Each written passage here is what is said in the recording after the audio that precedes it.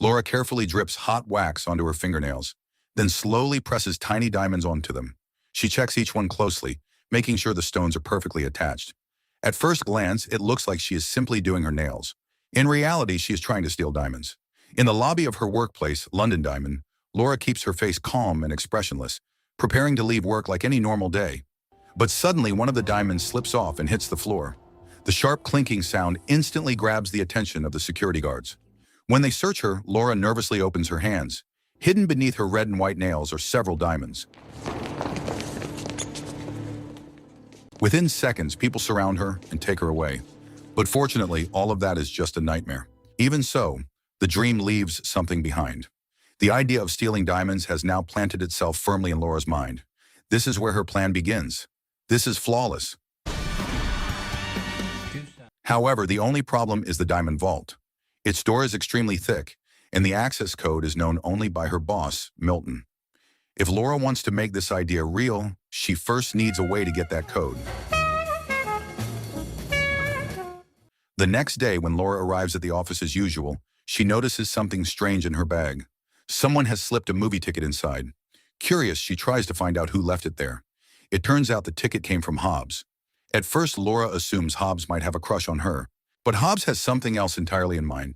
He quietly tells her that she is about to be fired from London Diamond. Her proposal for Milton to work with a Russian client has failed, and the company plans to let her go. Laura refuses to believe it at first. Determined to confirm the truth, she sneaks into a secretary's office and searches through several documents. Eventually, she finds what she feared most, an official notice confirming her termination. The following day, Laura meets Hobbs again, this time at a dog racing arena.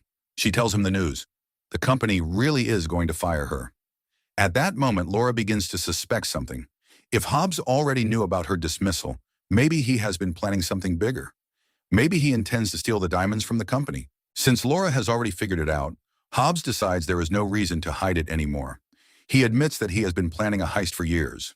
Hobbs then invites Laura to his apartment, where he finally reveals the entire plan he has carefully prepared over a long time. He believes the operation can be done perfectly, without anyone ever noticing. After all, Hobbs has worked at London Diamond for 10 years. He knows every hallway and every corner of the building. During the night shift, the diamond storage area is not heavily guarded, and as a cleaning staff member, he can move around the building freely without raising suspicion. The only thing missing now is the vault code, and that is exactly where Laura comes in. One night, Laura quietly sneaks into Milton's office. When Milton opens the vault, she secretly watches through a small telescope and carefully writes down the access code. After Milton leaves, Laura checks the code herself and confirms that it is indeed the code to the diamond storage room.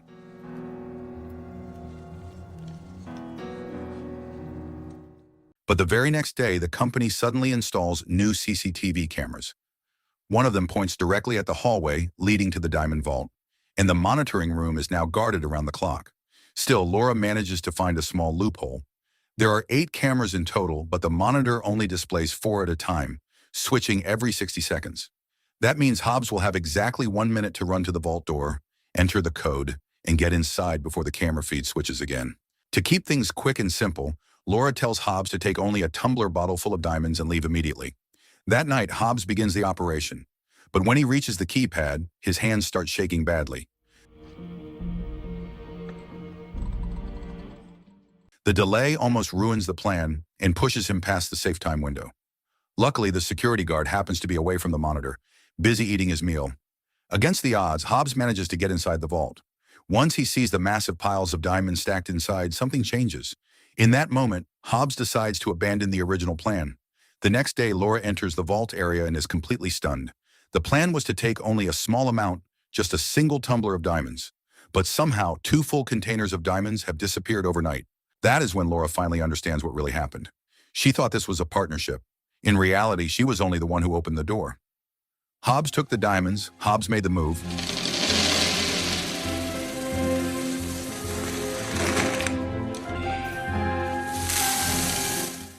And Laura was left standing there in shock. Soon after, the company's top executives gather in Milton's office. Milton insists that the incident must be kept secret from the public. He orders everyone in the room to remain silent about what happened. The investigation is then handed over to Sinclair, along with an insurance investigator named Finch. Still wondering where the missing diamonds went, Laura tries to ask Hobbs about it. However, Finch is now watching everyone closely.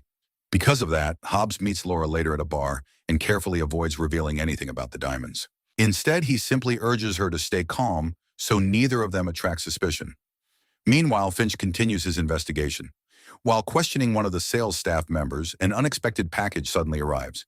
Inside the package is a large diamond known as the Star of South Africa, along with a letter. The message is simple.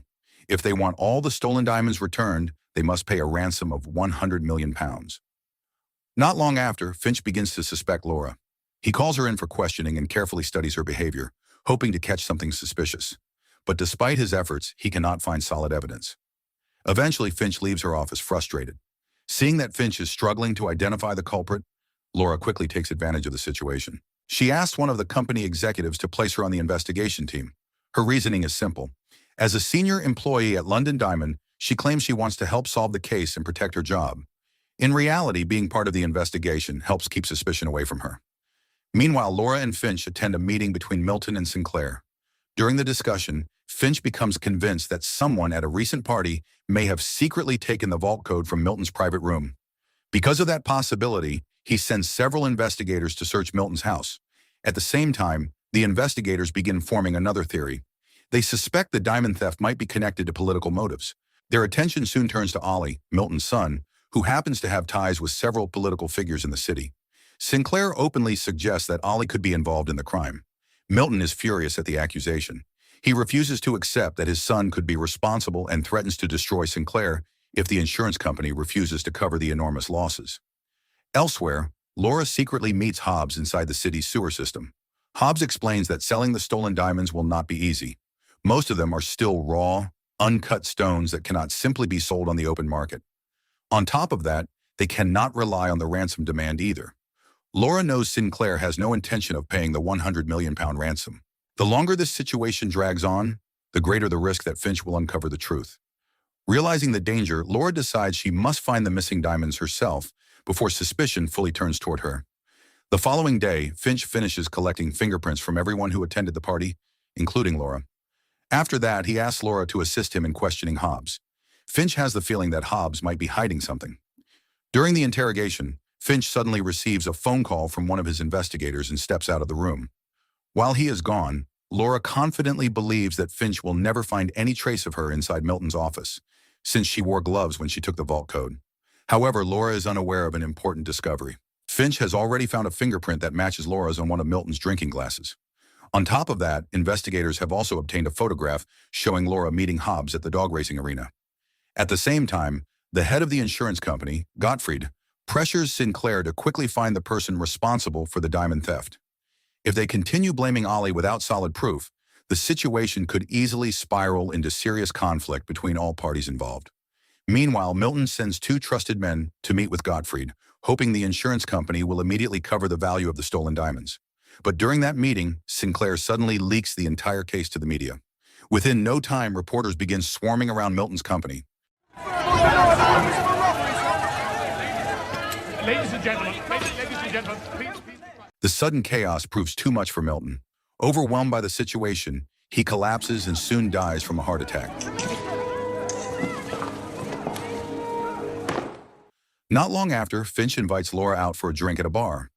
During their conversation, he openly suspects her and presents several pieces of evidence he has collected. The pressure begins to build, and Laura seems close to admitting the truth. But before anything can happen, one of Finch's men arrives with urgent news. Milton has just died. Later, while Laura is in the restroom, she accidentally drops a diamond into the sink.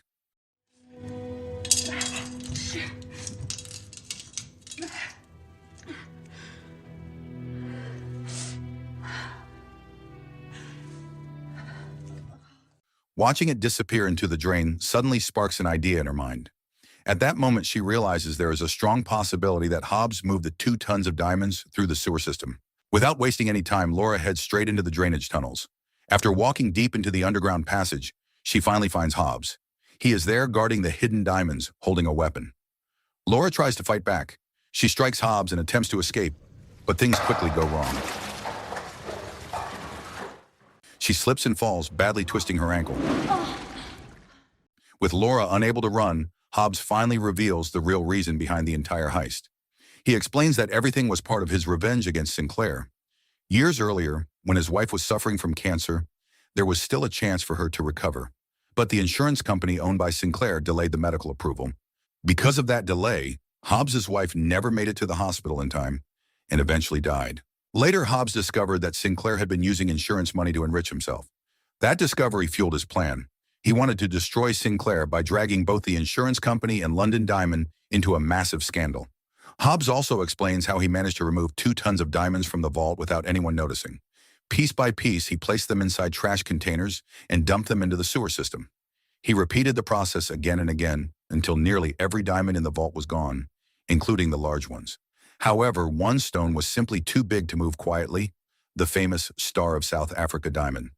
So Hobbs sent it back along with a ransom letter demanding £100 million just to make Milton believe the threat was real. After revealing everything, Hobbs makes a surprising decision. He walks away from the diamonds without taking a single one for himself. Laura then reports the entire situation to Finch and explains how she discovered the hidden diamonds, allowing herself to escape suspicion. But there is one detail no one notices. Earlier, Laura had secretly taken one of the large diamonds for herself, and it seems she has no intention of returning it. Instead, she keeps it as a reward for everything she has gone through. Meanwhile, Sinclair finally realizes that his actions have been exposed. After leaking the diamond theft case to the media, the truth begins to surface. He can no longer deny that he has been using insurance money to enrich himself. With everything closing in around him, Sinclair makes a shocking decision that no one expected. At the same time, Ollie steps in to replace his late father as the new leader of the company. The official investigation concludes that Hobbs is the main culprit behind the massive diamond theft. However, despite the search efforts, Hobbs himself has completely disappeared. No one knows where he went. About a month later, Laura decides to leave London Diamond and move on with her life. Not long after, she receives a surprising letter from a bank in Switzerland. According to the notice, an account under her name now holds a deposit worth £100 million, the full amount of the ransom paid by the insurance company to Hobbs. Instead of keeping the money for herself, Laura spends the entire amount helping poor communities around the world. It becomes her quiet way of turning the whole ordeal into something meaningful. Still, there is one thing she chooses to keep. The large diamond she secretly took remains with her, not as a fortune to be sold, but as a reminder of everything that happened. And with that, the story comes to an end. So the moral of the story is, if you ever plan a genius diamond heist, maybe start with stealing just 1 diamond first, because jumping straight to 2 tons is basically asking the universe to ruin your manicure.